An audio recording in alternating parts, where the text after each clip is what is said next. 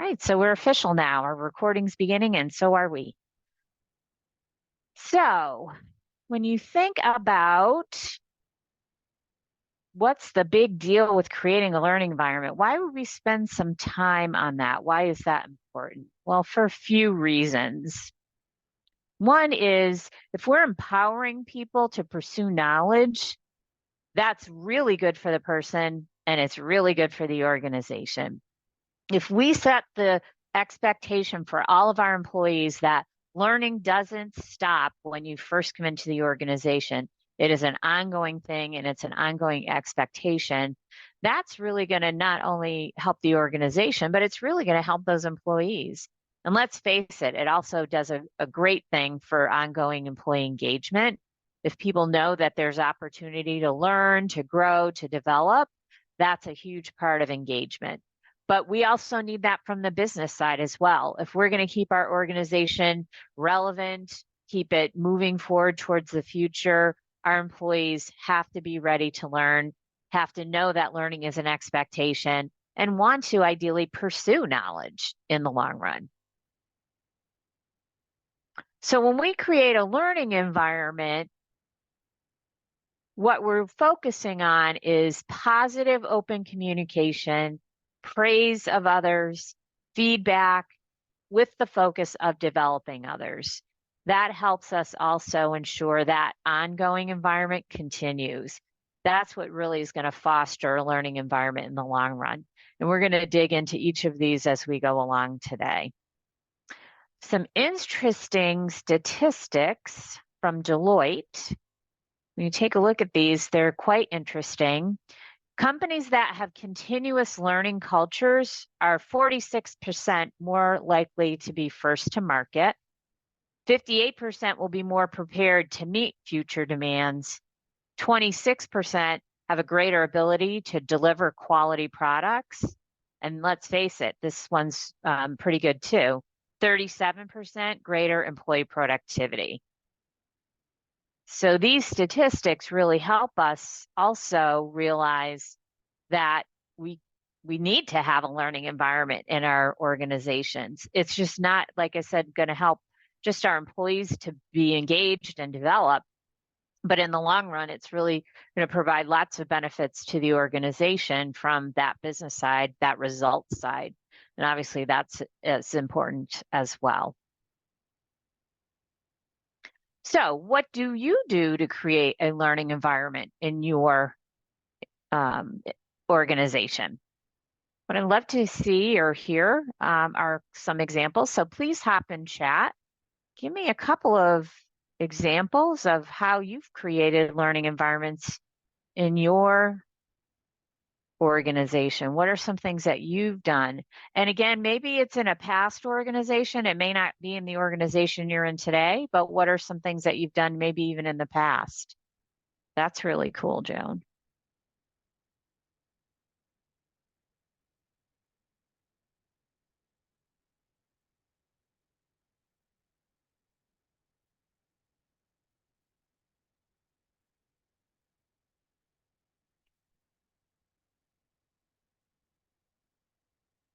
That's fantastic. Those monthly in-service trainings, great. That's a terrific opportunity for people to develop in probably lots of different ways.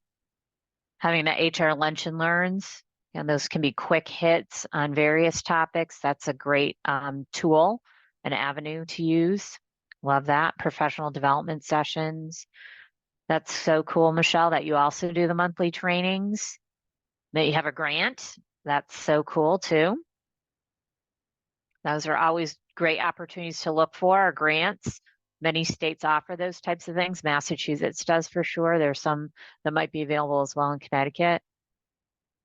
Thanks, Destiny. That continuous communication about learning opportunities, that's great too. Just again, keeping some of that top of mind for people. Very cool. Awesome. Thanks, Jerry. Having some of those, again, monthly trainings. Fabulous. Those are all really cool examples. Great. Thank you. So when we think about creating learning environments, there are some building blocks that we can focus on that will help us to move that forward. One is, how do we create an overall positive atmosphere? Because when there's a positive atmosphere, it helps people to feel ready to learn and more open to learn. And that's a key foundation to think about when we're developing learning environments. The next is fostering open communication. Training involves lots of communication many times, and if we're having it as a two-way process, a conversation, and it's open, it's going to help not only the employees, but also help the leaders and managers have a good sense, a good take on the pulse of what's happening in the organization. And it can also ensure that when things shift and change, or new products or services or procedures come along, you'll have people that can pivot easily and flex easily into those new methods and modes without a lot of resistance in the organization. So that open communication is really important. And then the third building block is providing ongoing feedback. That's, again, that coach approach. If we have that type of atmosphere in our organizations, we can ensure that our employees are very understand where they are excelling, where their strengths are, and then they can also be open and understand and become more self-aware around areas that they might need to develop or round off a corner, or maybe bring some skills to a new level, because either the organization needs that from them now or may need it from them in the future. So these building blocks put together help to build and reinforce and sustain an ongoing learning environment. So how do we do these wonderful things? Well, let's look at that first block, building a positive atmosphere. How do we do that? We need to leverage our managers and use them as role models, because they are really the beacons within the organization of how we should be acting or behaving. Our employees look naturally towards their managers and leaders to determine, how should I behave here in this situation? How would I react in this situation? So we need to ensure that our managers have that awareness. They have self-awareness around their leadership capabilities, and have some knowledge around where they want to maybe polish off some corners, or again, leverage certain strengths that they might have. So they're a key part of the process in building that positive atmosphere. Another component is that overall philosophy of leading by example. So having that positive energy around you just makes you more open to want to work hard, to want to treat people with respect, hopefully foster enjoyment within your work. And then from there, employees will follow suit. So as managers, it's important for us to do that.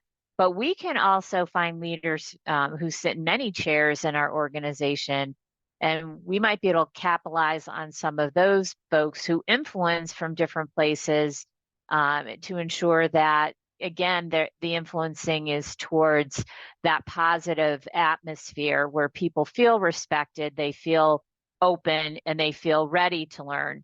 So having that kind of environment helps to foster that type of behavior where people feel ready to learn.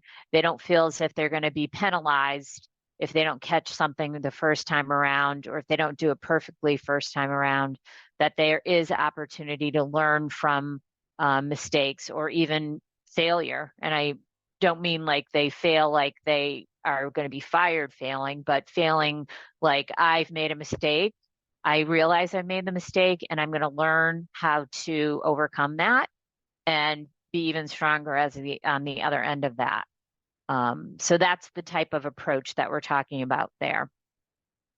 And obviously our new employees coming in, we want to ensure that they have a very good transitional experience from that onboarding process that they participate in, where they come into the organization, they learn how to do their their job that they've been hired to do, but they also recognize, and it's reinforced, and that expectation is set that learning is ongoing. It's not just going to stop when you're brand new, but we want them to walk into a supportive and positive environment so they do feel comfortable asking questions. They feel comfortable raising their hand saying, I don't understand this, or I'm not sure what I need to do here. And know that they're, again, not going to be penalized for that, but that it's a positive approach for them, so that we keep and retain these folks. And hopefully they'll become longer term employees who will really be able to help our organization both now but in the future. So what I'd like to hear from you in chat, just hop in. What of this resonates for you? Again, it may not be in your current environment. It may have been from a past experience, but what really jumps out for you when we think about creating a positive atmosphere as that first building block to creating a learning environment? Let me know your thoughts in chat.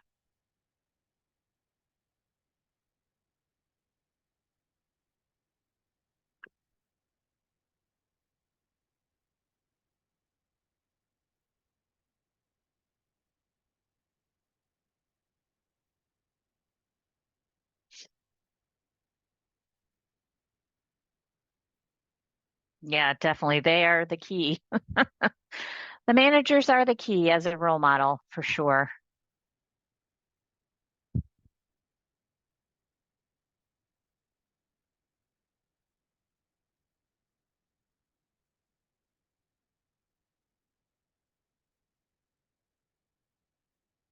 Just give it another second or so. What else resonates for you?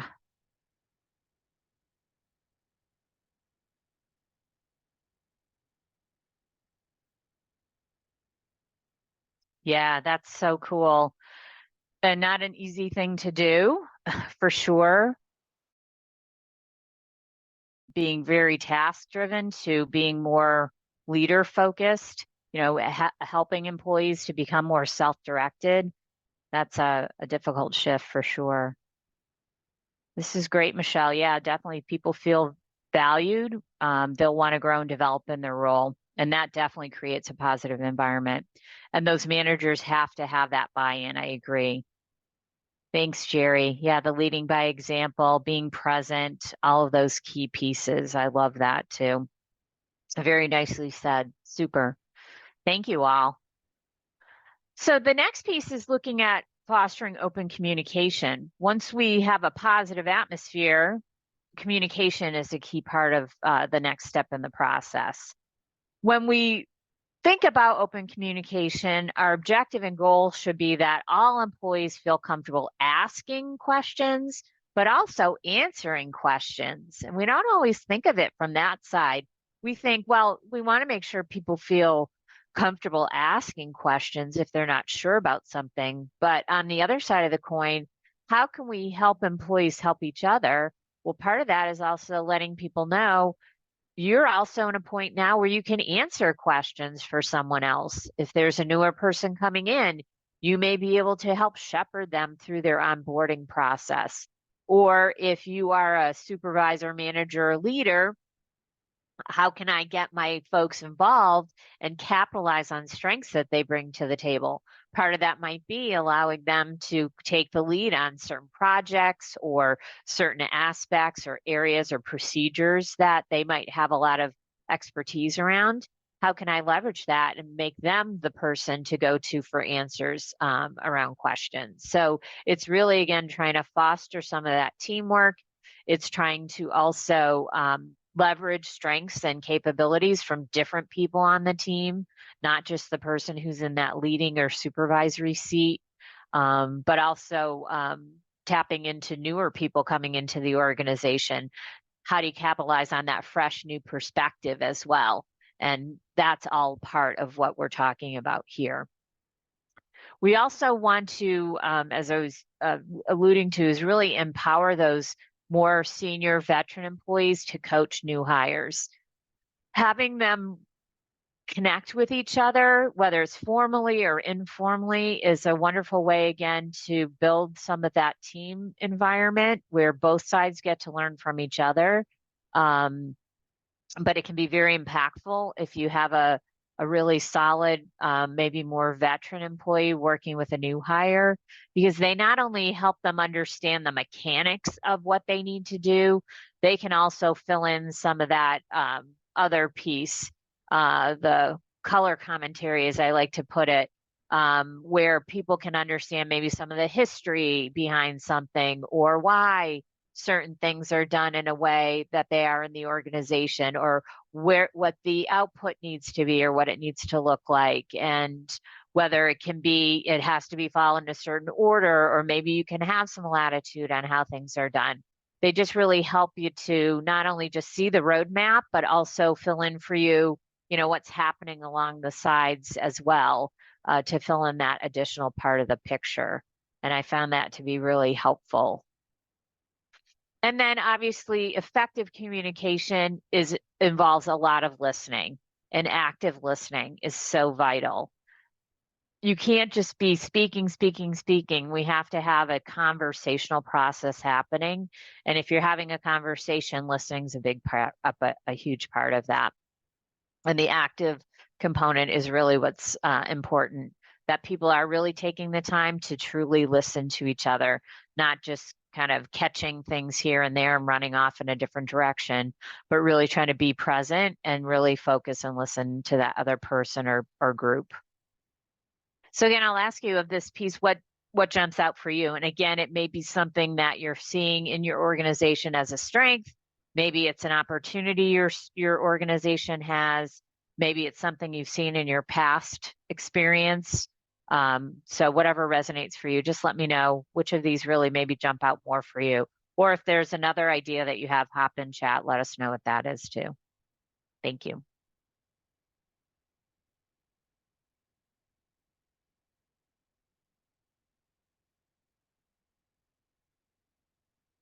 I love that. That's so cool, Joan.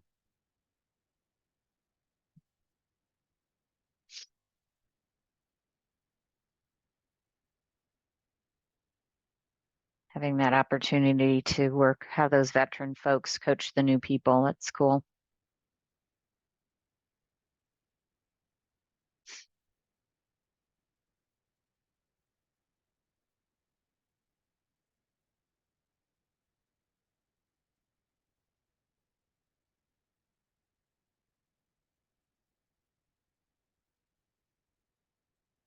Yeah, I agree, Michelle, that active listening piece. If someone really feels heard, I agree with you. They are going to be more open as well, right? If you feel really heard, you're going to share more. And some of that might be things that you like, things that are challenges for you, things that might motivate you. All of those things start to come out more when you feel as if you're being heard. So I agree that active listening piece is so huge. Cool. Thanks, Jerry. Yeah, those veteran employees working with the new ones.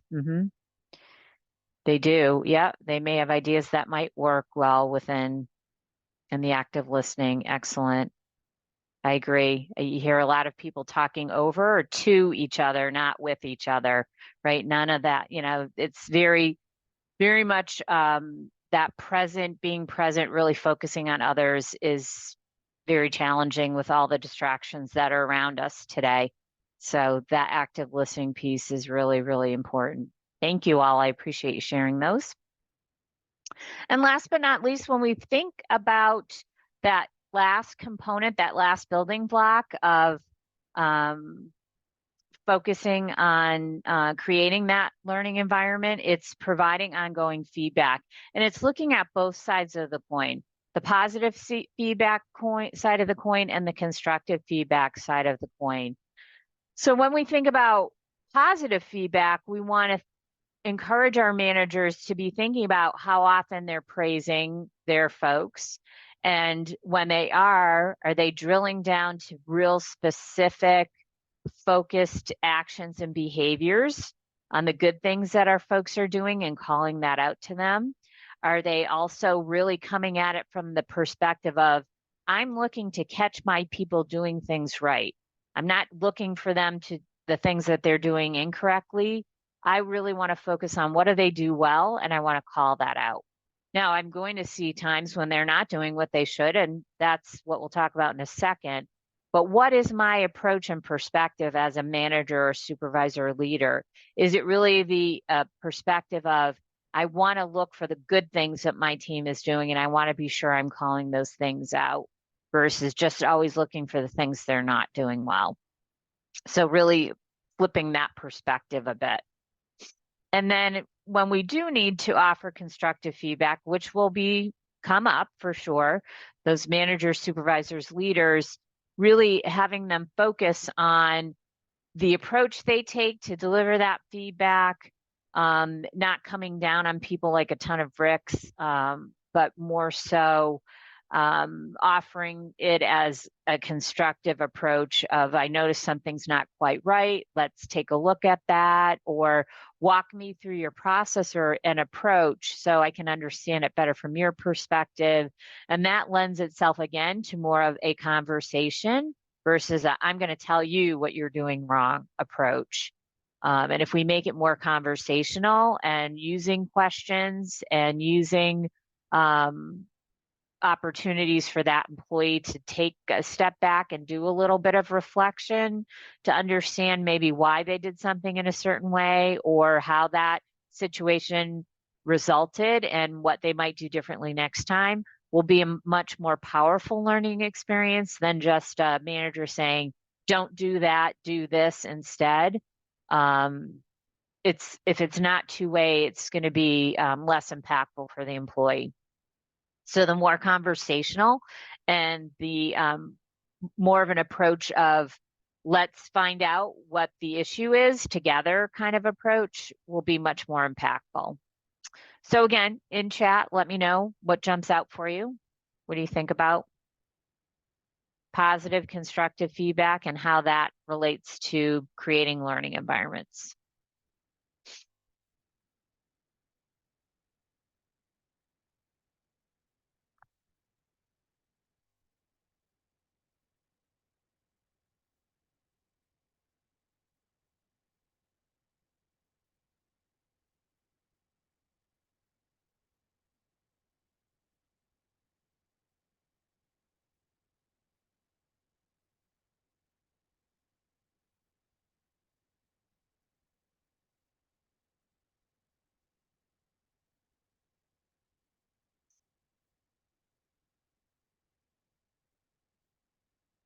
Yeah, I love that, Joan. And that's really what we're trying to represent. It's like, that's right, that's wrong. You know, moving more away from that to, how do I learn from this to do something different next time? How do I maybe focus on even just improving what I'm doing? Not just necessarily that I'm not doing something well, but maybe I can continue to build my muscle, quote unquote, and become more effective as I move forward. And what are ways that I can reflect on that and then take some learnings and apply it to the next time? Excellent. Yeah, exactly, Jerry. That positive approach is really opening up conversations for sure. And it's more of that back and forth.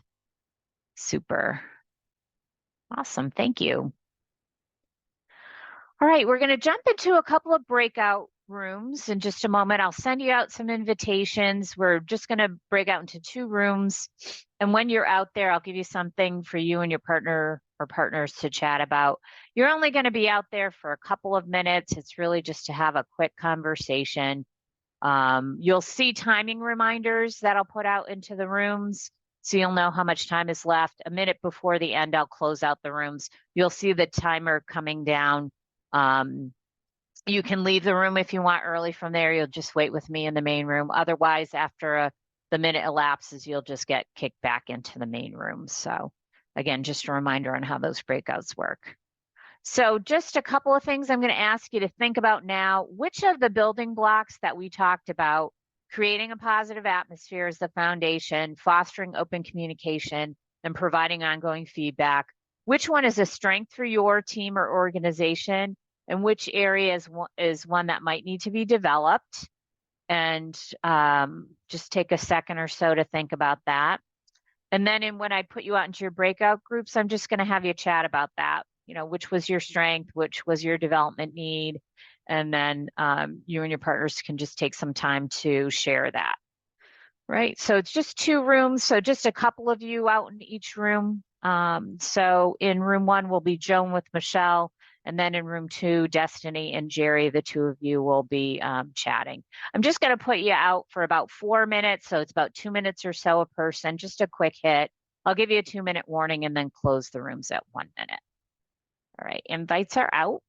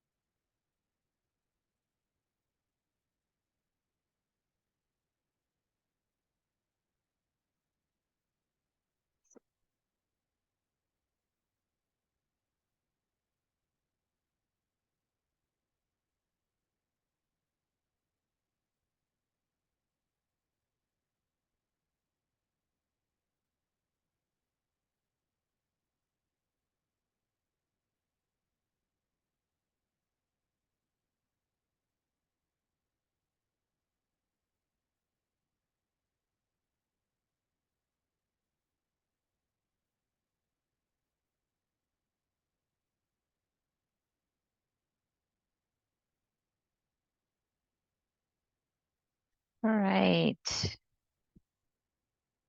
Welcome back to the main room. If you can just hop in chat, let me just know the strength in your organization about creating a learning environment. What's the strength of those three building blocks? Which one is a strength for your organization or your team? Just hop in chat, let me know.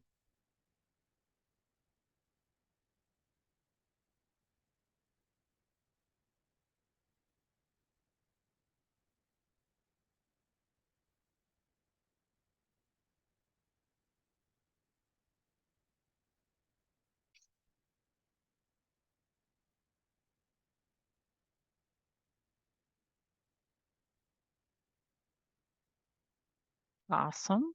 So cool. It's great to have a senior leadership group that can really lead by example. That's really nice, being those role models.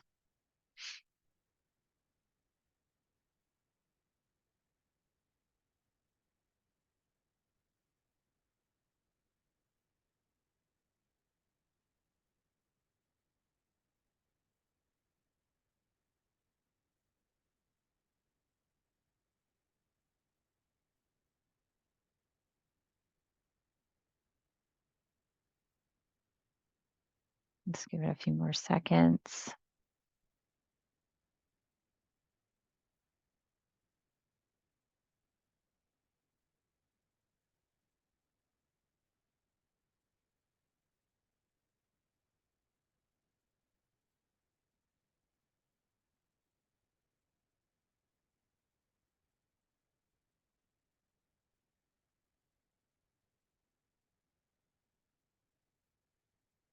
Awesome. That's great, Michelle.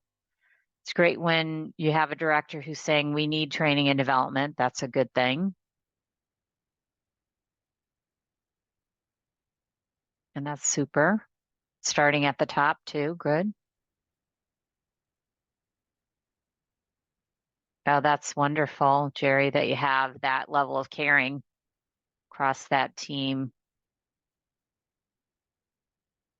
and encouraging questions. That's super, Destiny. Yeah, I love that. So it doesn't matter where you are in the organization, you can ask questions. I like that. That's really super. That again fosters that safety for people feeling okay that I can ask that question. That keeps that learning approach in the forefront. I like that. Great. So, which ones are development needs for your organization? So, if you want to in chat, just list the number of these three. Which one would you say, oh, here's an opportunity for our organization to maybe encourage development there, or it's something that maybe we've started, but we're not quite there yet, whatever the reason might be. So, just let me know that in chat.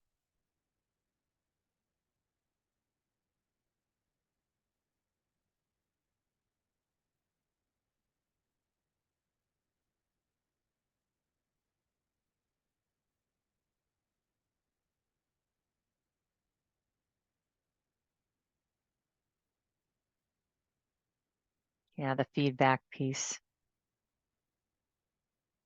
Mm-hmm. Thank you. Yeah, that tends to be what I see coming up here is that usually is the more challenging part of the process, that ongoing feedback piece. So, um, interesting. Cool. Thank you all. Appreciate you sharing that. Um, the last piece I just want to highlight is based on what we've talked about, what's something you want to take away. But before we get there, we're going to try some stamp annotating if you can do that to determine whether you can or not. If you go to that section on your screen that says you are viewing Val Harlow's screen, it's a green bar.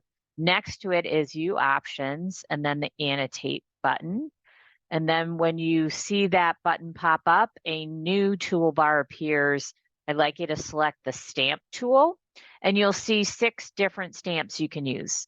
Star, as someone has found, so that's really cool. Also, there's a heart, there's a question mark, a check mark, any one you want. You just pick it and just pop it in there. So, yeah, cool. Someday maybe they'll make the stamps emojis too. You can use all different kinds of ones. Cool. Excellent. Just take another second and try it out. If you can't annotate, it's okay. You're going to have a chance to do some stuff in chat as a backup if you need to do that. Just give it another second. Nice. Yep, cool. So you found the stamps. Love that.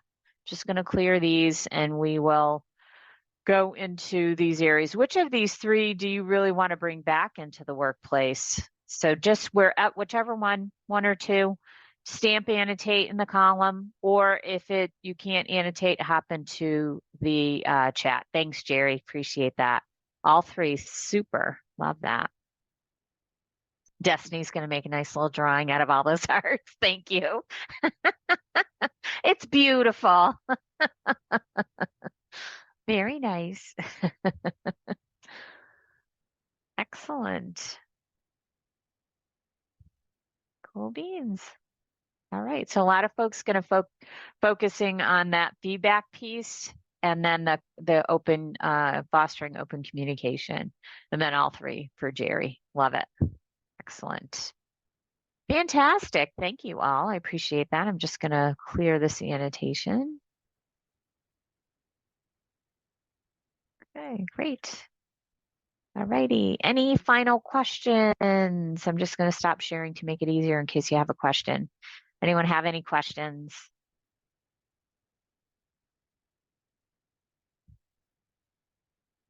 Okay. Very good. Excellent. Well, thanks for spending a little bit of time with me this afternoon. It's great to see all of you. And we'll have a few more of these lowdowns, the L&D lowdown going forward. So keep an eye out for new topics coming down the pike. All right. Question. Anybody? Yeah, if anybody has a second, I'd like maybe some feedback or advice. So since one of the challenges that we have with providing the feedback is that they feel like they never have time. Supervisors and managers feel like they just don't have time. Do you guys know of maybe any tools that you use to get feedback quickly, easily? Yeah. Yeah, I have a couple of ideas, but if somebody else has something to pipe in, go right ahead. You mean for managers to be able to continue to give feedback to their employees? Yeah. I think building the culture. So I've worked at a place where we built the culture of every quarter, you have a half hour or 40 minutes, whatever you want to do, of time with feedback with your manager. And it was put on the calendar and you did it. And I think if people kind of pre-plan that out for the year, they have to believe in it and make it happen, even if it's a half hour, 20 minutes. I mean, that's still better than nothing. So yeah. So also I should preface with we have basically the managers and supervisors who would then need to do these evaluations or like feedback with frontline assemblers, so there may be like 20 of them. Okay. Are you in manufacturing? Yes. Okay, so am I. Yeah. So when there's new hires, we do like a 45-day evaluation and a 90-day evaluation.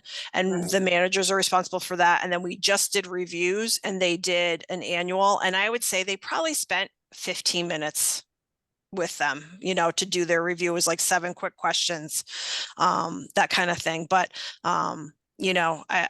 in that aspect, I think it's like on the spot feedback, and then it's just got to be, I don't think it always has to be formal. It just has to make sure that it's going and it's happening.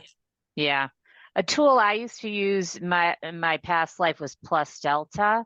And it would be, what are some of the great things that are happening and what are some things to consider shifting or changing? It wasn't always necessarily you're doing something bad, but here's something that you might want to consider shifting because you may end up picking up some habits that aren't going to be helpful. And literally that can take 5 minutes.